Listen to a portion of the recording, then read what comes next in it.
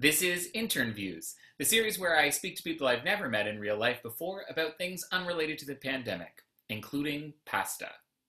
Today's guest is Jude Jones.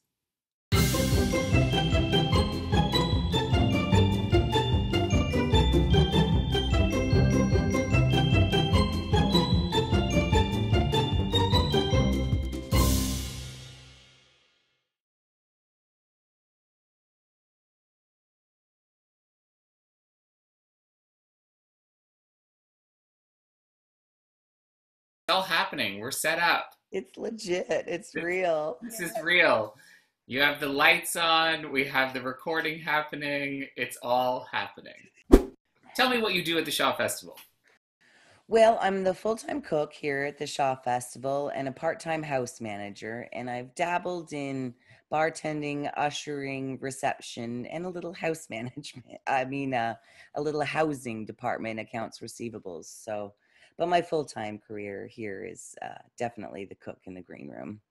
Well, why don't we start just a little bit by telling me, for the purposes, I'm going to start that again.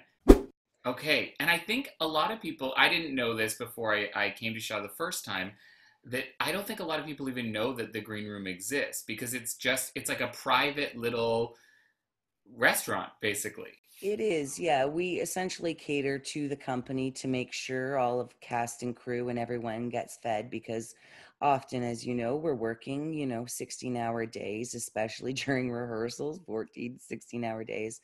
They need somewhere to come to have some comfort food and somewhere to get off stage and get something to eat. So we are essentially a company-only kitchen, but we do have special guests that come down and all that kind of stuff. Yeah, it's neat. It's a It, great place to work.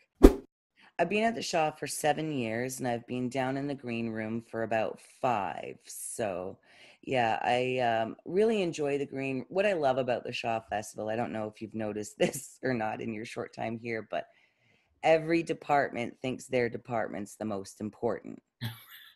And we're all right. We're all correct. this is his fixing face. This. And now that he's muted, I think he's swearing at me probably.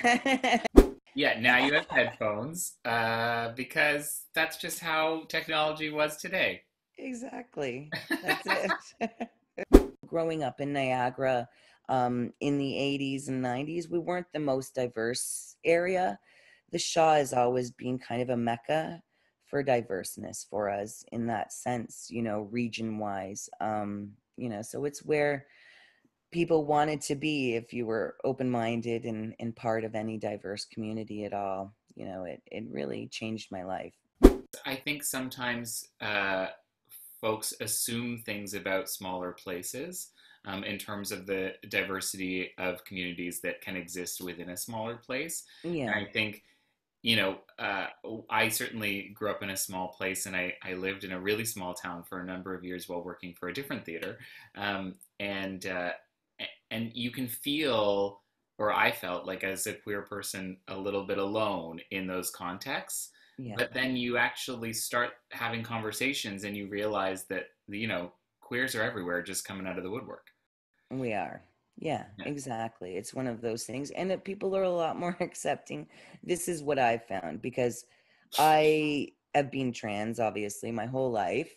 And I told Erica, who was my wife, when 25 years ago when we first got together. So I've essentially just lived a double life. And this is where the shock comes into play for me in terms of coming out really big because I work in a land of make believe and it's where I found my truth, because seeing all of you coming in and being unabashedly proud of who you are, all the young queer kids coming through the theater, they're just so wonderful and so proud. And I've been so proud of them. And I started thinking, how can I be so proud of them and not be proud of myself, eh?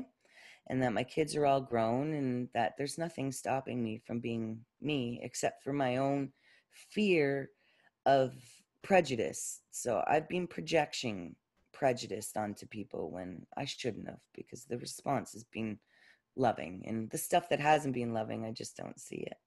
What's one of your favorite things to cook for people? One of my favorite things to cook is honestly pasta because they get to build your own, right? So they get to individualize their pasta.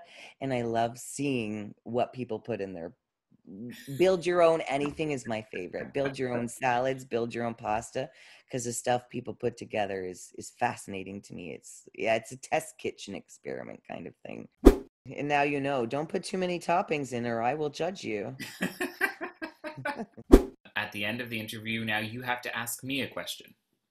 Do you think any queer theater will ever hit main stages anywhere?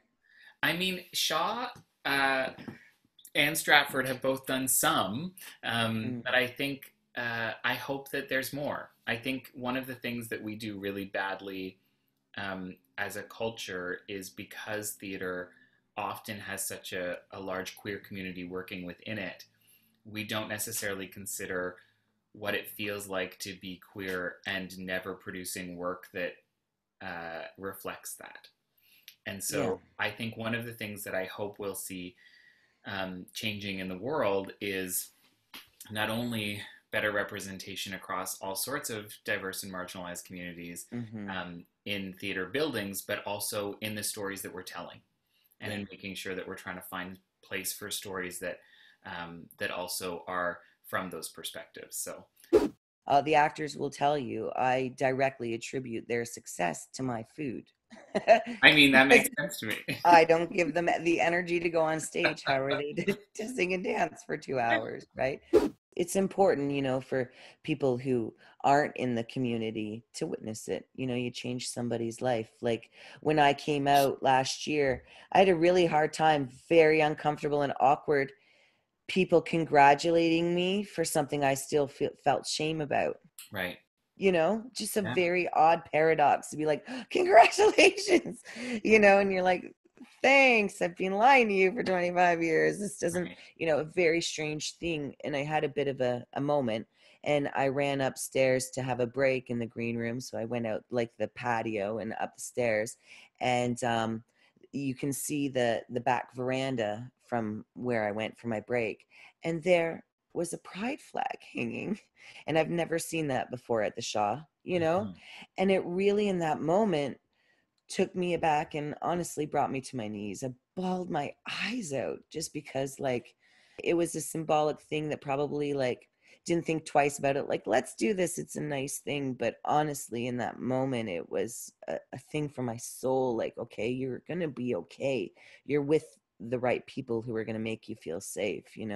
So it's important for all of you guys in the artistic community to make sure to share that. That's a beautiful spot to leave today. Thank you so much. Thank Thank you. you for muddling through with all of our technological issues. Thank you for muddling through with me. I promise you I'm much more organized in my own kitchen.